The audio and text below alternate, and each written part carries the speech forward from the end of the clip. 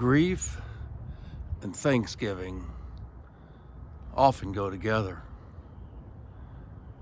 For my family, we gathered at my brother's grave.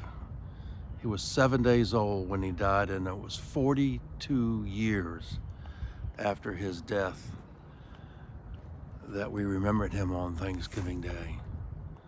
Grief is a funny thing. In 1996, my then wife of 26 years had moved out, and we were moving toward divorce.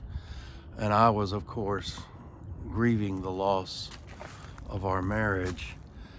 Interestingly, I started thinking about my brother, Randy. 7 days old, he died in 1954. I never saw him, I never touched him, I never held him. But the grief of the ending of my marriage brought up the grief of my brother. A few years before that summer, I had asked my mother, tell me about Randy's death. And she burst into tears. And she said, my father would not let me go to his memorial service, graveside memorial service.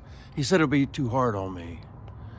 That, in defense of my grandfather, who was an undertaker and dealt with this a lot, that's how things were done in the 50s. We just will ignore things and it'll be better.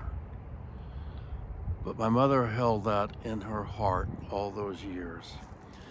So as I was preparing to go to visit for Thanksgiving in that fall of 1996, I called my parents and said, I want to go to Randy's grave and have a memorial service. This was for me to say goodbye to Randy, who I never knew.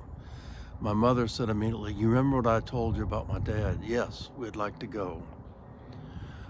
So my father in his wheelchair, Mom next to him, my brother and his wife, my older daughter, Ashley, we stood next to his grave. I brought my worship manual. I read from the words of committal, ashes to ashes, dust to dust.